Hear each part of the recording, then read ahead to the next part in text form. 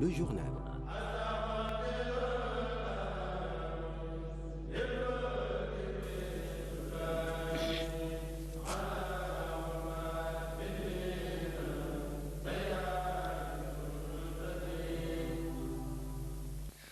Bonsoir et merci pour la fidélité renouvelée au programme de votre télévision Al Mouridia TV. Bienvenue dans ce principal rendez-vous d'information de la soirée.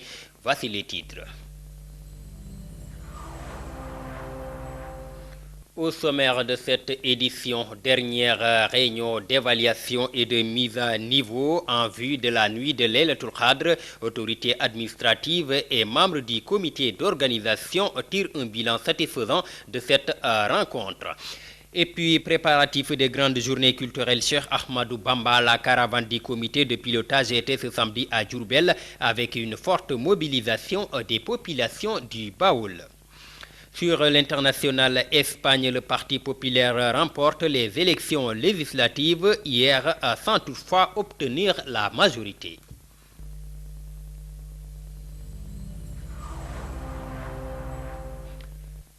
Bienvenue à toutes et à tous, je vous le disais tantôt, dans le cadre des préparatifs de la nuit de Laylatul Qadr qu'organise la famille de Sokhna Maïmouna Mbacké. Le comité d'organisation a organisé une rencontre d'évaluation et de mise à niveau. C'était ce matin en présence de plusieurs chefs religieux, mais aussi des chefs de service représentés.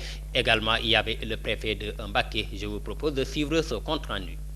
L'édition 2016 de la célébration annuelle de la nuit de Laylatul Qadr de la famille de Sokhna Maïmouna Mbacké sera célébrée ce jeudi 30 juin à Touba HLM. En prélude à ce grand événement religieux, le comité d'organisation a organisé ce lundi une réunion d'évaluation en présence de tous les services concernés et du préfet de Mbacké. Il faut peut-être rappeler que cette réunion fait suite au CRD qui s'est tenu à Diourbel, sous l'égide de M. le gouverneur, qui avait donné un certain nombre d'instructions, parmi lesquelles cette réunion de suivi et d'évaluation que nous avons tenue aujourd'hui pour 2 heures de temps, pour cribler pour l'ensemble des secteurs retenus, allant de la sécurité au commerce, à la santé, etc. En gros, il faut dire qu'il s'agit du Magal caractéristique en fait de ce qu'on appelle la nuit du destin, Laylatul Qadr, de Sokhna May. Et tout a été passé, comme je l'ai dit, au peigne fin. Aujourd'hui, on peut dire que, en tout cas, pour ce qui concerne l'administration, vraiment, alhamdoulilah, comme on le dit, on est prêt pour l'organiser dans de très bonnes conditions. Serigne Cheikh Abdou Lahad Gaïndé Fatma, président du comité d'organisation, tire un bilan satisfaisant de la rencontre et revient sur les thèmes de cette année. Tout est fin prêt par rapport aux engagements qui avaient été pris au niveau de l'administration et de la mairie. La famille est vraiment satisfaite par rapport à tout ce travail-là qui a été abattu quand même depuis 3 semaines. Et je crois qu'au niveau, disons, organisationnel, là, quand même, on est parti pour en tout cas un excellent magasin. Il y a eu plusieurs thèmes. Depuis une semaine, on est en train de débattre. Il n'y a pas de thème central, parce que tous les thèmes sont, je dirais, en tout cas importants. On a parlé de spiritualité, on a parlé de wird, on a discuté un peu sur la laïcité, sur la définition de nos politiques de développement. Hier, on a discuté de khidma, comment la personne, en tout cas, doit être au service de la communauté. Et aujourd'hui, on va parler de Sokhna May. Et demain également, on va parler de l'importance des valeurs et son impact sur la société. Donc, ça veut dire qu'on parlera aussi du rôle de la femme dans le mouridisme. Sokhna Maïmouna Mbacké, fille cadette du fondateur du mouridisme, marquait l'événement depuis 1950. Aujourd'hui, des héritiers de cette femme de paix et de l'islam, à savoir Serigne Mouhamadou Mahfouz Mbacké, khalife de la famille, et Sokhna Mame Bali Bousso Mbacké, continuent de perpétuer la tradition. Suite à cette rencontre, le khalife de la famille de Sokhna May, Serigne Modou Mahfouz Mbacké, est revenu sur le sens et la portée de la nuit du Laylatul Qadr. Je vous propose de l'écouter au micro de Ousmane Mar. jullit yëpp it xam nañu bis seen bis la ndax Nous savons que la nuit de Laylatul Qadr est une nuit sans équivalent, puisque Dieu le Tout-Puissant a dit que c'est une nuit qui est meilleure que 1000 mois, qui est aussi équivalent à 83 ans et 4 mois. C'est pourquoi tout musulman doit profiter de cette nuit pour multiplier ses prières. Le prophète Mohammed, paix et salut sur lui, aussi est venu confirmer la valeur de cette nuit. Il dit que toute personne qui fait du bien durant cette nuit de Laylatul Qadr verra tous ses péchés effacés.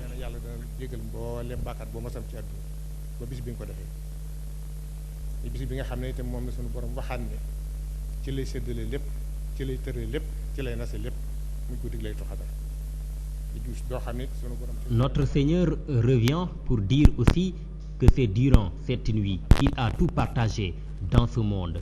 C'est également durant la nuit de Laylatul Qadr qu'il a fait descendre le Saint-Coran. Dieu dit que pendant cette nuit, il fait descendre tous les anges qui seront accompagnés par leur maître, Djibril alayhi salatu wassalam. Ces anges vont prendre tout ce que les musulmans vont faire de bon pour l'amener auprès du bon Dieu. Et puis, notre vénéré Cheikh Ahmadou Bamba Khadimou Rassoul avait tenu à nous enseigner que c'est durant la nuit de Laylatul Qadr que Dieu lui a accordé tous ses vœux pour ses talibés, ses vœux pour sa famille et ses vœux pour toute la communauté de Mohammed. Donc nous savons qu'il y a tellement de bienfaits dans cette nuit de Laylatul Qadr. Nous exhortons à tout musulman de ne pas rester les bras croisés.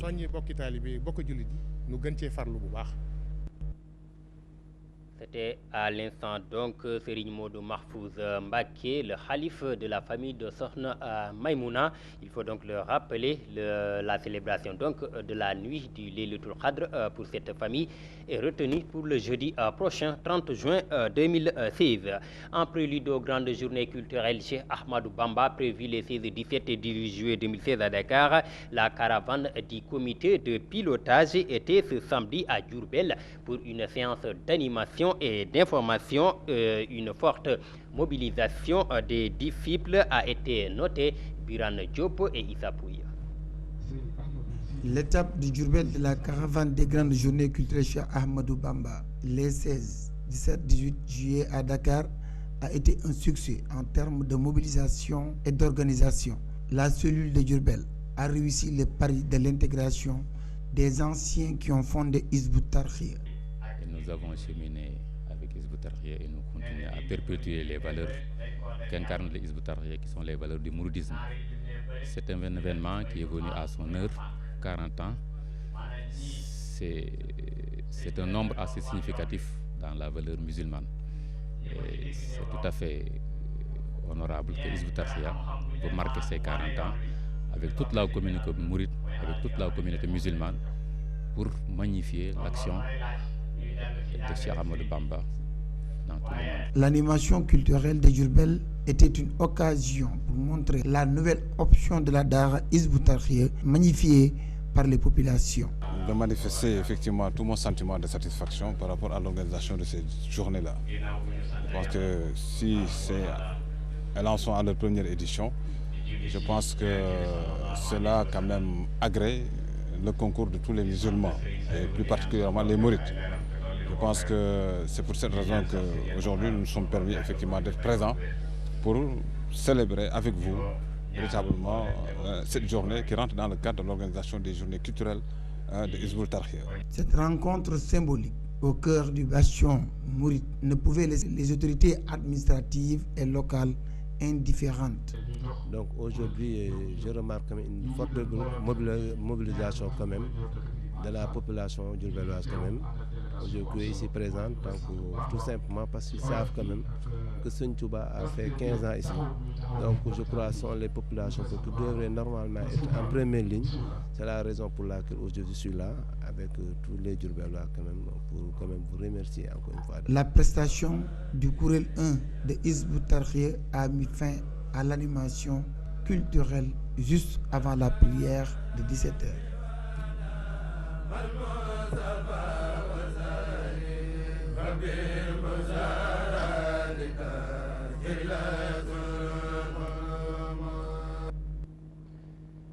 Voilà, donc c'était l'animation culturelle étape de Diourbel. Et puis venons-en maintenant à notre reportage Ramadan. Nous nous intéressons aujourd'hui à la consommation. Ce mois est une période pendant laquelle les dépenses se multiplient, du fait que certains doublent, voire même triplent leur consommation. Une tendance donc qui souvent tend au gaspillage, comme le disent certains. C'est ce qui fait l'objet de ce reportage de Aminata Samba Sen et Mohamed Dien. Au Sénégal, plusieurs familles augmentent leurs dépenses quotidiennes durant ce mois béni. Au moment de la rupture, beaucoup de produits se présentent en même temps sur table. Mais évidemment, on ne peut pas tout consommer. Au Omar Setilène, ces Sénégalais rencontrés donnent leur avis. On doit dépenser en fonction de nos moyens et qu'ils sachent que ce n'est pas seul le Ramadan qui est devant nous. Il y a la fête de Korité, la Tabaski, l'ouverture des classes et tant d'autres événements. La situation actuelle, la consommation, les gens, et le gaspillage et tout ça, les gens, bon, ils vivent... on ne comprend pas, on comprend pas. Il n'y a plus de retenue, les gens dépensent inutilement pour, enfin, le soir, tout jeter dans la poubelle, quoi. Vu la vie sociale très difficile au Sénégal, les citoyens devaient économiser davantage les dépenses en privilégiant le partage, tel que recommandé par la religion. C'est pourquoi on doit éviter de préparer une variété de plats au moment de la rupture et qu'on n'arrive pas à consommer. On peut même partager avec ceux qui n'en ont pas.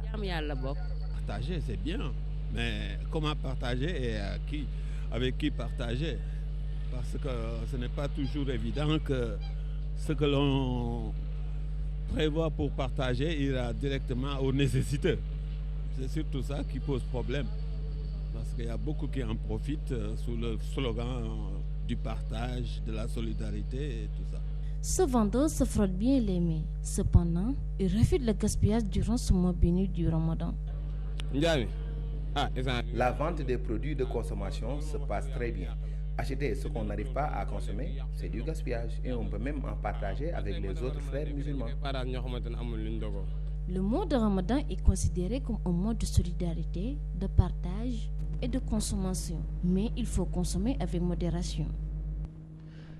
Aminata Samba Sen, la plupart des échanges commerciaux se feront dans les années à venir entre les pays sud-sud ou nord-sud. Révélation donc faite par le ministre du Commerce Alioune Sarr qui présidait ce matin une réunion d'évaluation et de renforcement des capacités des pays ACP de l'OIF.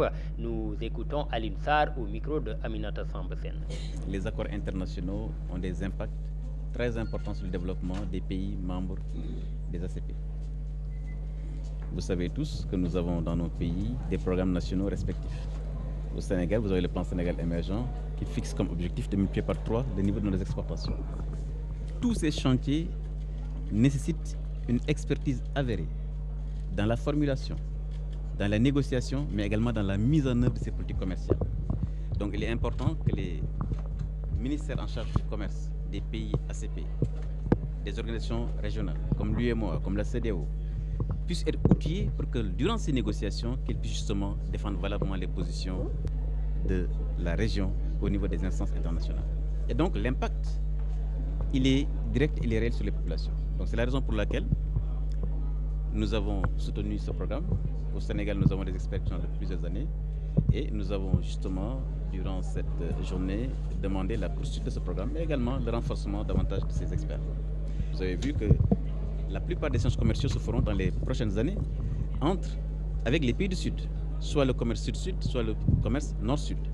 Et je pense qu'il est également important que ces éléments-là soient appréhendés à l'aune de ces mutations pour que justement nos pays puissent tirer le maximum de profit de ces échanges, qui sont des échanges également qui vont avoir un impact sur la vie de nos populations. En plus bref, un policier sénégalais de la MINUSCA, la mission intégrée et multidimensionnelle de la stabilité des Nations Unies en République centrafricaine, a été tué à Bangui. C'était vendredi. C'est ce qu'a confirmé aujourd'hui le bureau des relations publiques de la police sénégalaise. La victime, le brigadier chef des agents de la police, Racine Diène, a été froidement abattu par balle par le groupe d'autodéfense anti-Balaka. Et puis retenez que les députés examineront demain mardi en plénière le projet de loi relatif au Conseil constitutionnel. Ils examineront donc le projet sur le fonctionnement du Haut Conseil des collectivités territoriales. Le ministre de l'Intérieur et de la Sécurité, Abdoulaye Daoud Diallo, va donc défendre aussi le projet de la loi modifiant le code électoral et celui relatif à l'élection des hauts conseillers. Voilà qui met un terme à la première partie de ce journal. Place à l'actualité internationale.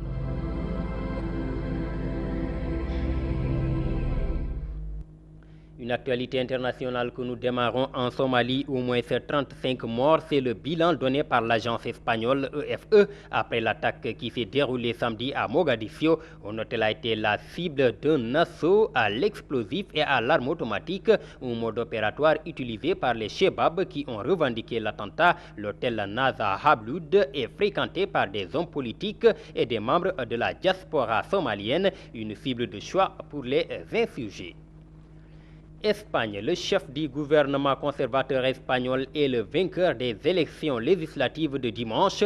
Le Parti populaire PP est arrivé en tête des élections législatives avec 14 sièges de plus que lors des élections de décembre, sans toutefois obtenir la majorité. Mariano Rajoy, donc un homme heureux, savoure sa victoire et soutient que le plus important est d'être utile à tous les Espagnols. Au Moyen-Orient, des relations devraient reprendre entre Israël et Turquie. Selon un responsable israélien, les deux pays vont enterrer la hache de guerre et ce sera annoncé officiellement aujourd'hui dans la soirée. Les ambassadeurs retourneront s'installer à Ankara et à Tel Aviv. Les relations diplomatiques étaient presque rompues depuis 2010, depuis que les raids israéliens contre un bateau humanitaire turc en route vers Gaza. L'assaut avait fait donc 10 morts parmi les Turcs.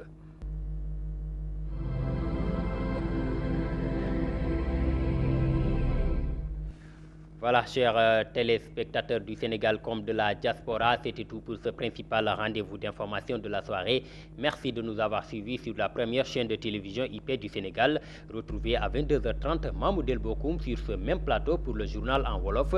D'ici là, restez avec les programmes de Al Mouridia TV. Bonsoir à toutes et à tous. Le journal.